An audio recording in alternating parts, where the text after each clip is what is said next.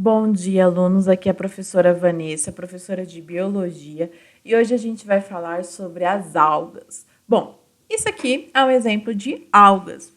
Aí você vai falar assim: bom, é uma planta, né? São as plantas dos oceanos. Não, algas não são plantas, tá? Ela tem um reino para ela compartilha um reino com os protozoários. Atípico isso, né? Diferente, né? Inesperado.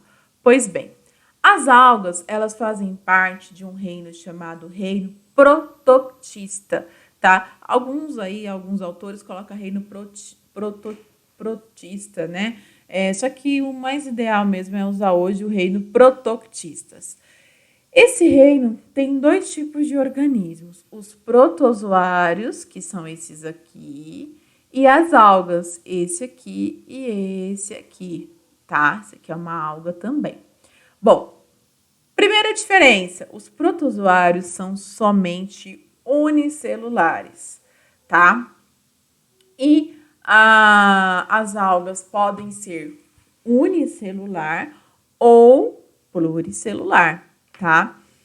E as algas, elas são autotrófas, tá? Já os protozoários são heterotrófos, certo? Bom, características gerais das algas. As algas são eucariontes. O que é isso, né? São aqueles organismos que o núcleo da célula não possui membrana nuclear, tá? Elas são fotossintetizantes, elas podem viver em mar, lagos, rios e superfícies bem úmidas. Eu posso encontrar algas, como eu disse para vocês, tanto pluricelular como unicelular, tá? Não são organismos que apresentam tecidos. Vocês vão ver que a gente tem algas, pessoal. Essa alga que eu mostrei aí na imagem é uma alga parda. Ela forma aí o que a gente chama de florestas kelpis. Elas podem chegar a 60 metros, né? E não apresentam tecidos.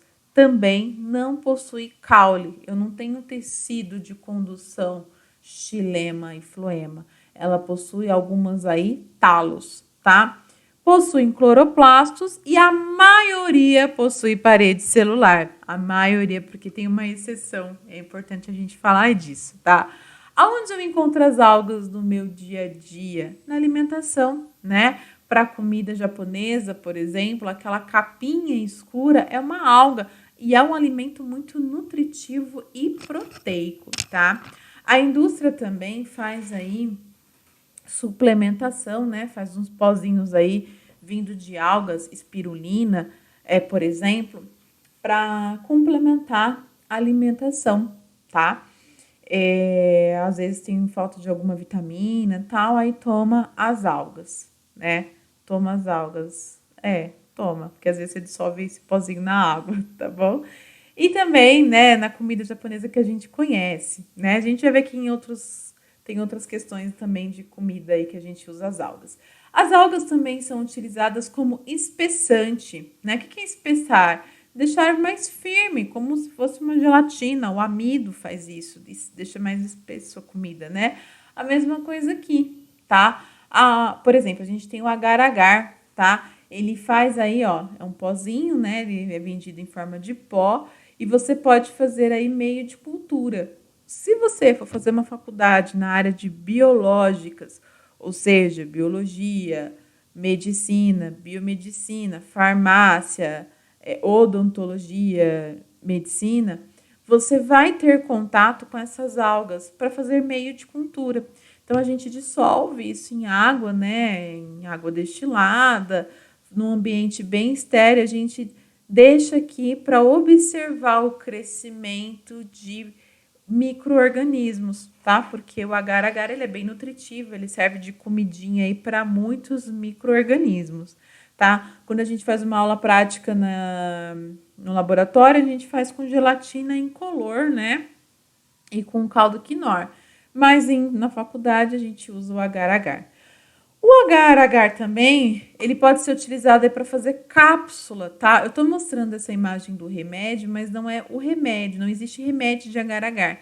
O que eu quero mostrar é que, por exemplo, você toma antibiótico.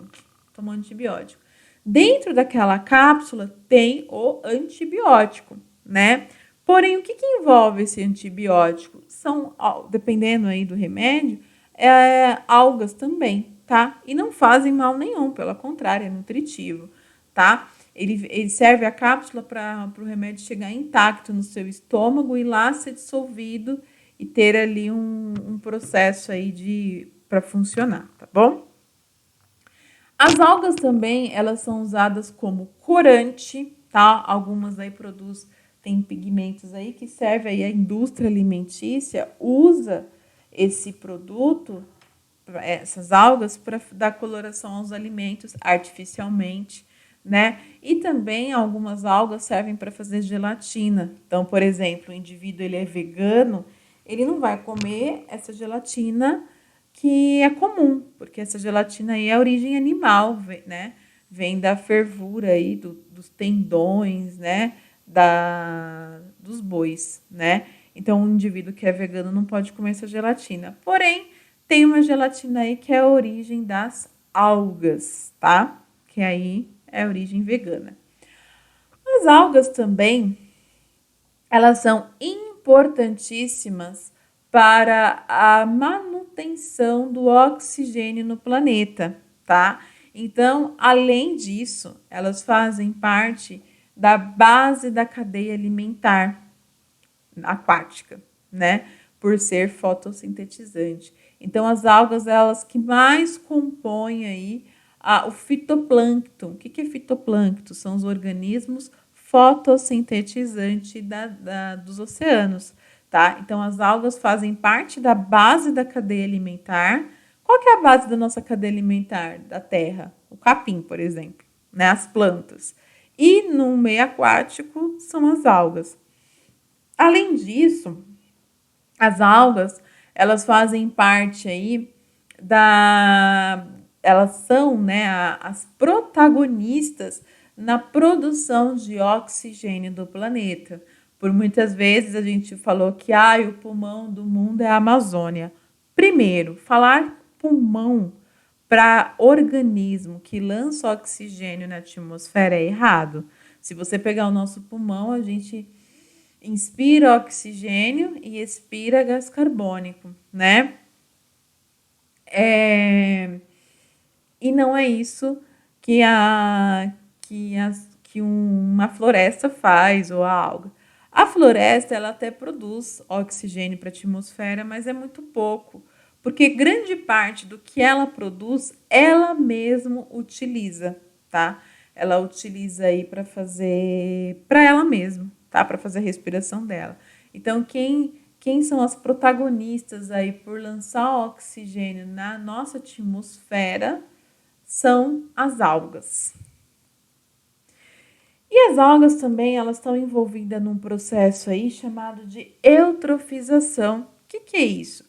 Quando você tem, olha, tá vendo a imagem que eu coloquei aqui? Isso aqui, pessoal, é um riozinho, é água. Esse tapetinho verde que vocês estão vendo aqui é excesso de algas, tá? O que acontece? O rio está praticamente morto aqui. Por quê? Quando você tem o lançamento de esgoto não tratado, né? Você tem muita matéria orgânica sendo lançada nos rios. E isso é comidinha para as algas, né? As algas gostam disso. Elas vão se desenvolver, vai ter muita alga, muita. E elas vão consumir em excesso oxigênio, né? Então, aquela coisa boa de lançar oxigênio que eu falei, nesse caso, elas vão consumir o oxigênio. Vai sobrar oxigênio para os peixes? Não. Então, muitos pequenos organismos e peixes não vai conseguir utilizar esse oxigênio, tá? Então, é um processo que a gente chama de eutrofização. Bom, agora a gente vai para a parte mais cansativa da aula, que é um pouquinho a classificação dessas algas. Eu acho cansativo para o ensino médio isso, mas vou fazer uma forma bem tranquila, tá? Bom, no geral, as algas, eu coloquei aqui, ó, 5 exemplos de algas. São os exemplos que tem na apostila de vocês, tá?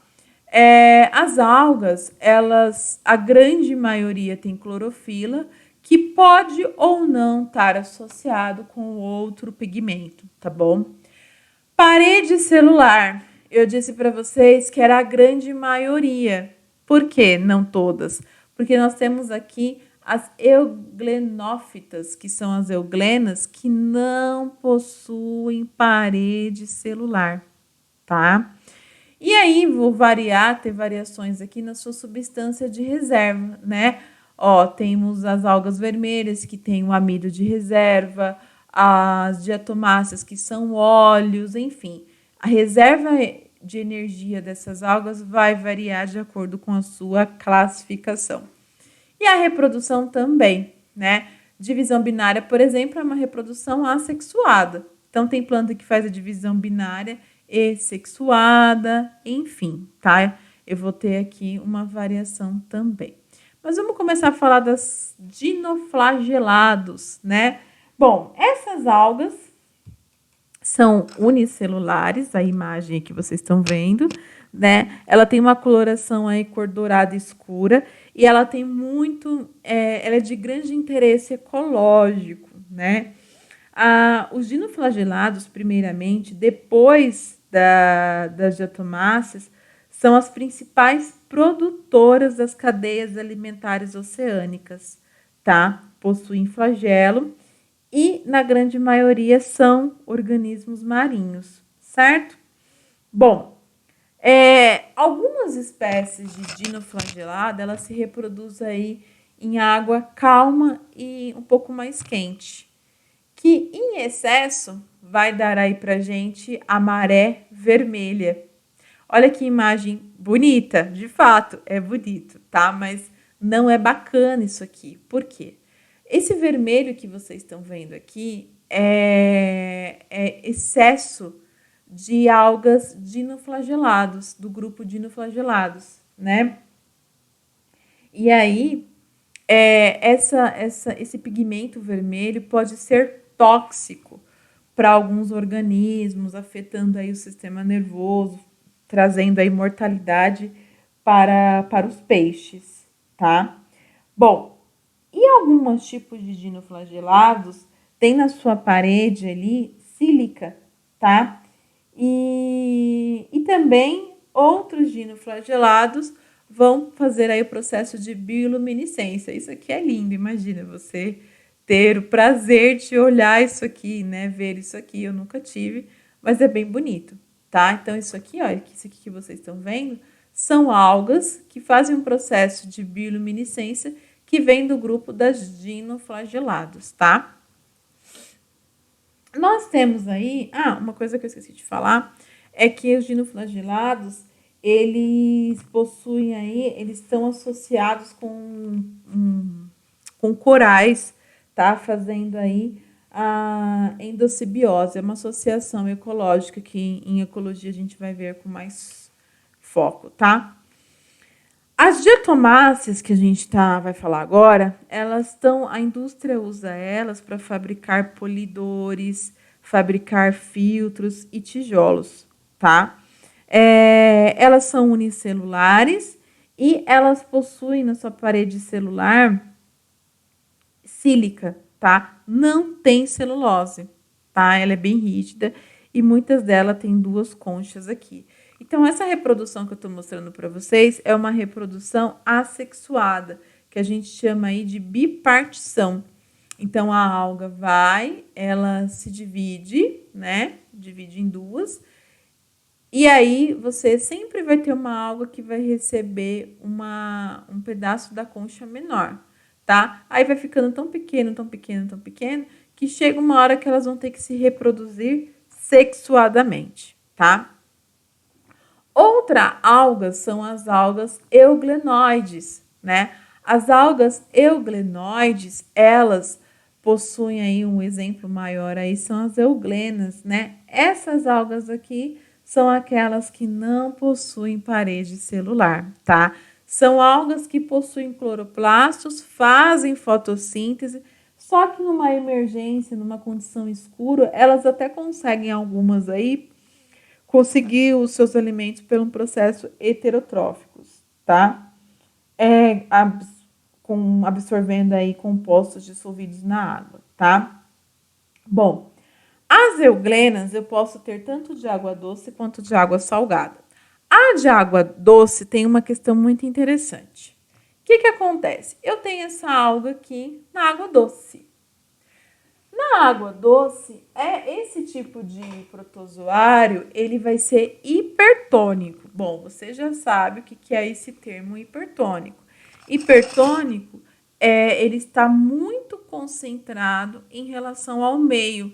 Então, a água doce está hipotônica e o protozoário hipertônico, tá? Bom, o que vai acontecer? Osmose.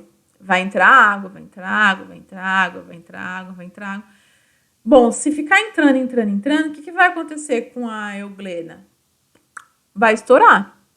Então, ela tem esse vacúolo contrátil aqui que vai fazer a água soltar. Vai soltar essa água aqui, tá? E aí ela vai ficar equilibrada com um meio, certo? Bom, já a euglena de água doce, isso não vai acontecer, tá? Por quê? As euglenoides de água salgada, elas vão ser hipotônica em relação ao meio. Então, isso não acontece, tá? Bom, aí nós temos as algas pardas, que eu mostrei para vocês no começo aí da aula, né? São as algas que são pluricelulares, autotróficas, e elas formam aí que a gente chama de florestas, entre aspas, kelpis, tá? Que cresce e ficam grandona. E para ela conseguir flutuar na água, ela vai precisar aí, ó, de bolsas de ar, tá? Então, isso daqui, ó, são bolsas de ar que vai ajudar na flutuação dessas algas. E aí nós temos as algas vermelhas, né? Elas possuem, além de celulose na sua parede, carbonato de cálcio. Elas são pluricelulares, algumas podem ser até unicelular. Vocês só não podem confundir algas vermelhas com maré vermelha, tá, pessoal? Não, elas não têm relação. Quem faz a maré vermelha é o primeiro grupo que a gente estudou, tá? As dinoflageladas. Eu tô falando isso porque quando eu era aluna no vestibular, eu errei por causa disso, tá? Associei maré vermelha com as algas vermelhas. Eu nunca esqueci esse erro. Então, não são as mesmas, tá? Enfim. E aí, nós temos as algas verdes, né? Elas é muito parecida com as plantas, né? Elas possuem a parede celular de celulose, sua reserva energética é amido, tá? A maioria é aquática, porém encontra algumas aí que vivem em solo úmido, tá? Bom, então essa aqui é o geral das algas, né? Em relação à classificação, coloquei os grupos aí que tem na apostila, tá? E também, pessoal, vamos falar um pouquinho de reprodução, tá? Não coloquei a reprodução dentro de um grupo, eu coloquei a reprodução aí um pouco diferente, né? Das que tem. Então, nós temos aqui as algas, que fazem um processo assexuado, por um processo aí de esporos, tá?